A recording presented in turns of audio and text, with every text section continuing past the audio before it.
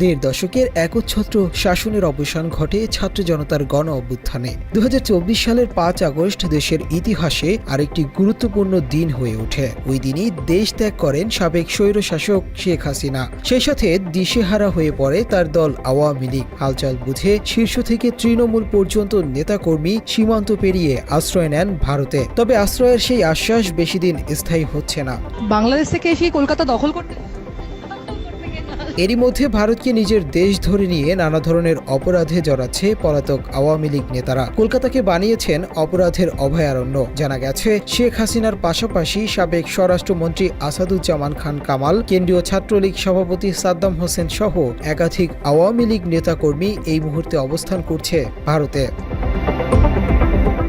ভারতে পালিয়ে থেকেও আওয়ামী লীগ নেতাদের অব্যাহত অপকর্ম এবার সামনে এসেছে। পশ্চিমবঙ্গের উত্তর ২৪ পরগনার শ্যামনগরে ভারতীয় পুলিশের হঠাৎ অভিযানে ধরা পড়ে ৩ জন প্রভাবশালী আওয়ামী লীগ নেতা, যাদের মধ্যে রয়েছেন স্বেচ্ছাসেবক লীগের যুগ্ম সাধারণ সম্পাদক খায়রুল ইসলাম জুয়েল, আওয়ামী লীগ নেতা আশরাফুল রহমান এবং হাসিনার আমলের সাবেক পুলিশ সুপার হাসান আরাফাত আবিদ। আপনারা তো সবটাই জানেন যে বাংলাদেশে এখন আওয়ামী লীগের কি অবস্থা, তো তার জন্য তারা এখানে আসছে। জানা যায়, তারা গত ৫ মাস ধরে স্থানীয় তিতাস মণ্ডলের বাড়িতে গা ঢাকা দিয়েছিলেন। স্থানীয়দের ভাষ্যে তারা ছিল অতি রহস্যজনক। প্রতিদিনের কাজকর্ম, চলাফেরা সবকিছু দিয়েই ছিল সন্দেহ।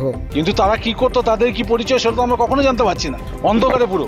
পুলিশ পরিষ্কারভাবে বলছে নাকি এদের কাছে পাসপোর্ট ভিসা আছে। পাসপোর্ট ভিসা যদি পুলিশ বৈধ মনে করলো, তাহলে কেন থানায় নিয়ে গেল? এলাকার একজন বাসিন্দা বলেন, আওয়ামী লীগের নেতাকর্মী আসার পর থেকেই অশান্তিতে ছিলেন তারা। দরজা জানালা বন্ধ করা থাকতো। এরপর স্থানীয়দের জানালে তাদের আটক করা হয়। নাশকতা চোখ করতে পারে, যখন তখন তারা নাশকতা করতে পারে।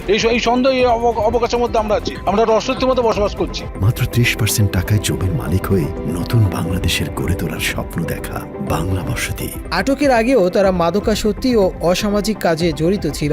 ভারতীয় পুলিশ এই ৩ জনকে জিজ্ঞাসাবাদের পর আপাতত ছেড়ে দিয়েছে, তবে নজরদারিতে রাখা হয়েছে তাদের।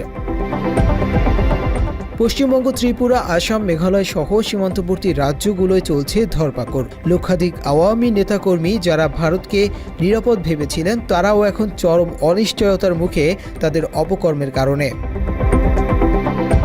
অন্তর্বর্তীকালীন সরকারের নির্দেশে আওয়ামী লীগের সকল রাজনৈতিক কার্যক্রম বর্তমানে নিষিদ্ধ। এতে দেশমুখ হওয়া তো দূরের কথা, পালানোতেই ব্যস্ত এখন দলটির শীর্ষ নেতারা।